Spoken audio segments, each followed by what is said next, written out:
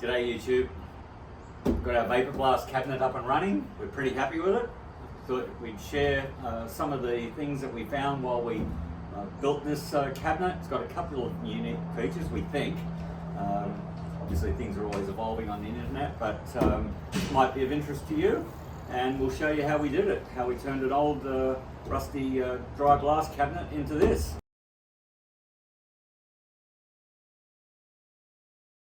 We've got our Vapor Blast cabinet up and running. It's been really working quite well. We're pretty excited about that. It's got a couple of unique features we'd really like to share with you. We're going to run through those features, plus how it's all plumbed up. When I've been speaking to people locally, they've been asking questions about, can you give us the details of how it's actually plumbed up? Because look, you can run into a few problems if you don't circulate, if you don't stir up the media enough, etc. Our system uses like new water coming into the system. It does recirculate a lot of water, but it also brings in some new water. That's been pretty handy because the things that we've been cleaning have been pretty dirty. You can also put some soap in the water to try and break down the grease. You can actually see there's a bit of a tide mark around this bucket, which is just because we're doing car parts, which are sometimes a bit greasy. So let's start where the water starts, and that is in this bucket. But we use a dirty water pump. It's 1100 watts, this particular one. We run 240 volts here in Australia, so it's 1100 watts. And what we've done is, this is the outlet here, and I then have a T-piece here. So this fluid here, that will go up to the gun, and then this one here shoots the liquid, which has got obviously the glass in it. That shoots it in a circular pattern, a cyclonic sort of pattern, and keeps everything in suspension. Look, when we first did it, we didn't really know if that was going to be, the right balance between, how much to the gun versus how much circulation, but it's worked out pretty well. So we're really happy with that. And also the capacity of this pump is really quite big. So anyway, that works. So after it then leaves the pump, it comes around to the back. I'll just show you how we've got it plumbed, so because I think it's pretty neat. So it comes up here, and then it goes into the back of the unit. So we'll just open up the door.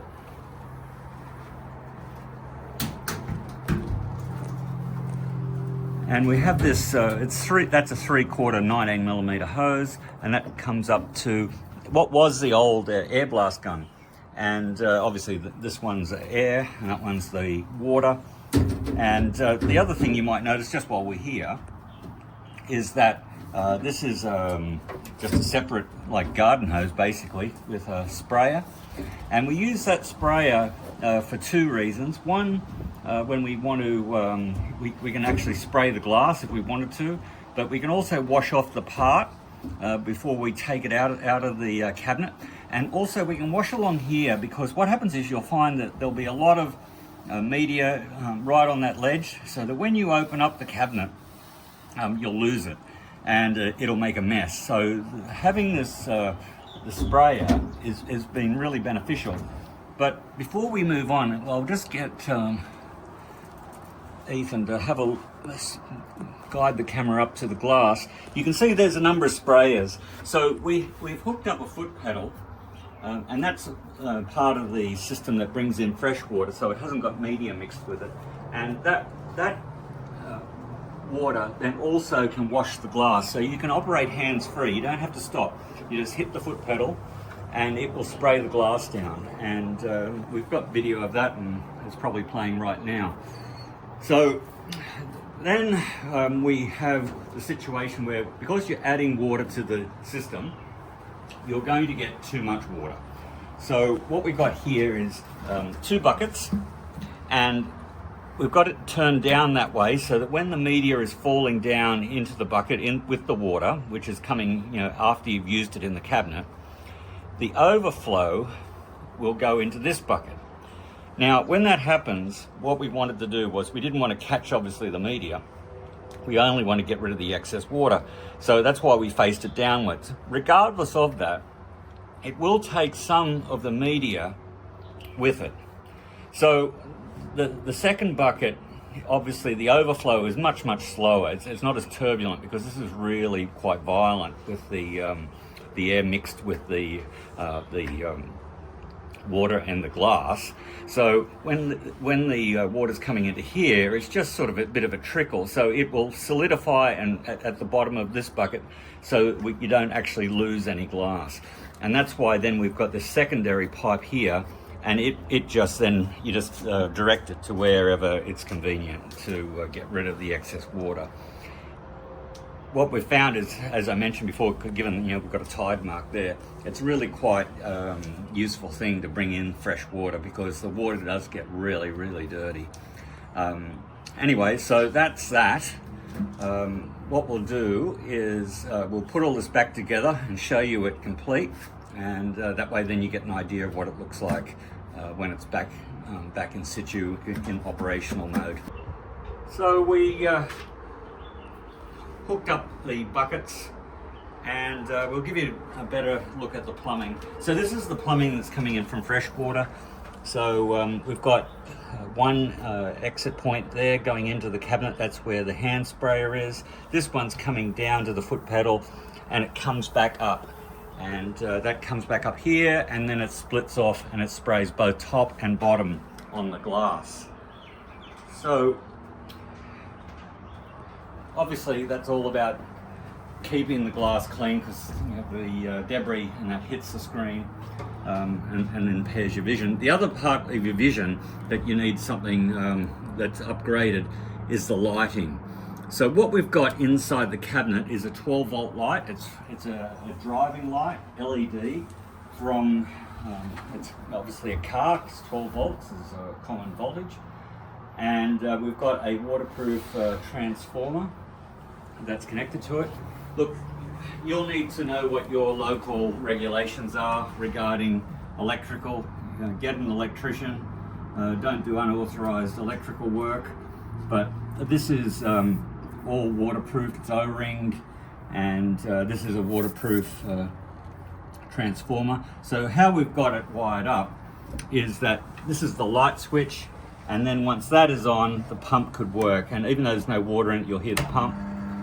And that way then it's ready to go. This is an outdoor switch. Again, get the local authorities regarding the rules and obey them. So, because water and electricity don't mix very well.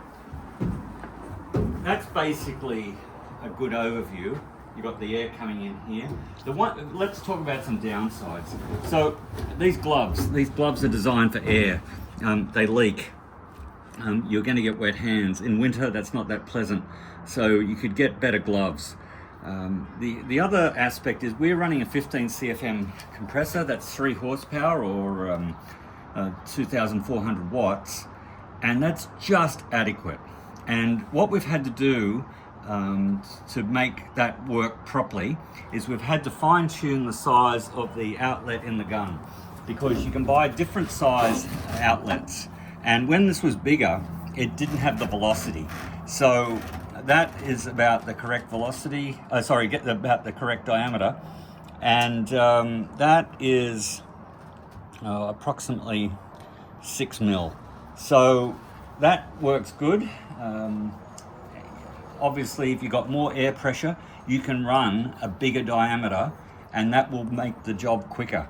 I mean, I really do wish we had a bigger compressor.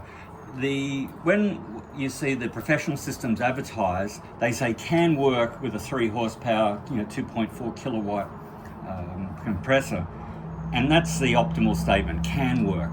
It's not the greatest. So it's basically entry level, and you need the size of the tank should be at least 90 litres. If it's bigger, great. That way then you'll get some capacity into the system. So that's about it. We never end up running, we have here an outlet. We never actually ended up needing to run the vacuum like you have to run when it's a dust cabinet. So that's that was a slight positive. The other aspect I just want to share with you regarding this cabinet is, like, we really painted it well. It's not designed really to get wet, so you are going to get some rust. You can run a rust inhibitor in the water. Just bear in mind that there's a cost to that. It's not necessarily that cheap.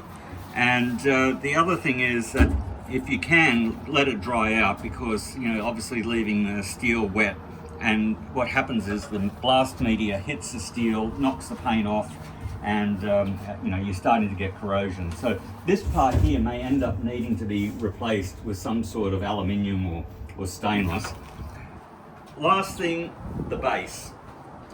It's really handy having it on a mobile base for us. Whether or not that, you know, that works for you, that's up to you. But how we did it, we've got plywood, and there's two layers of quite thick plywood. I think they're about 15 mil each. And what we did is cut one slightly smaller, so that way then the legs fit in there. If you wanted to, you could put a self-tapping screw through it and keep it on there. We haven't found that's necessary, but that way then we get to move it around. And obviously we've again painted it to keep it you know, away from, you know, all the moisture that's associated with these cabinets. Anyway, look, I hope you enjoyed it. If you've got any questions, send them through. We've been really quite pleased with it, so it's worked out really well. So hope yours does too.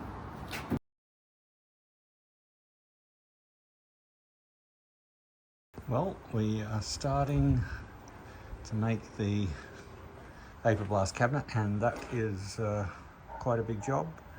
It's an old cabinet, but the one great thing about being the old cabinet, it's a folded cabinet. It's not made out of a million pieces, and that way then it should have less leaks and less rust and all that sort of stuff. So I'm hoping that's the case. And so what we're doing is just de-rusting it and then painting it. You can see here, I just started there. You can see how much rust was on that, probably from using bicarb. That's one of the, probably a side effect of the bicarb, causes a lot of rust. Anyway, I'll de-rust it, put some penetrol on it, which is seeps right into the base metal, and then probably some hammertone paint, which is pretty tough, and that should be good. I'm pretty excited about how it's turning out, and this design. I haven't seen this design before, but when I say we haven't seen this design before, there's a couple little unique features, that's about it. So anyway, we'll see how it all works out pretty soon. Start this process.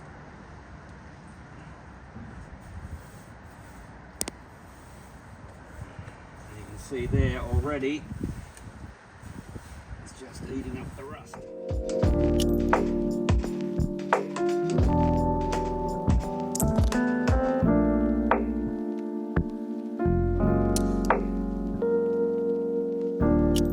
So our pieces have all dried, which is great. They turned out reasonably well, and we're now just putting it back together.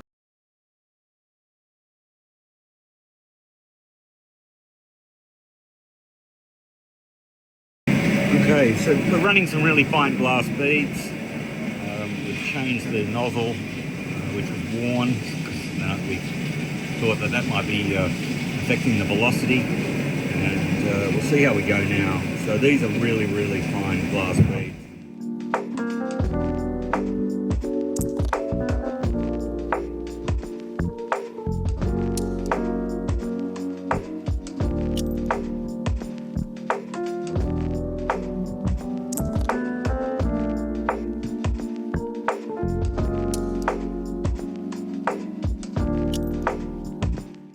So seems to do a good job.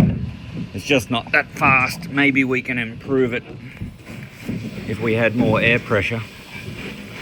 But as far as the quality goes, the quality's pretty good.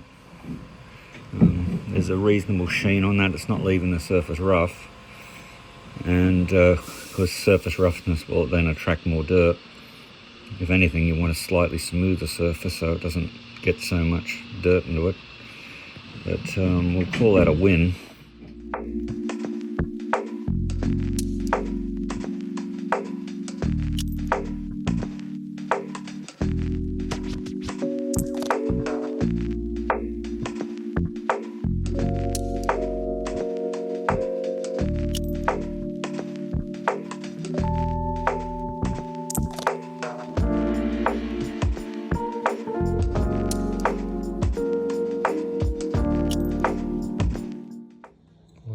better now. That's the side that wasn't scuffed at all. Going around. This side had some scuffing, but it's so minor that when it gets recoated, it should be fine. And then on the inside, no varnish, it's all good. You wouldn't know these things are done 460,000 K. So excellent.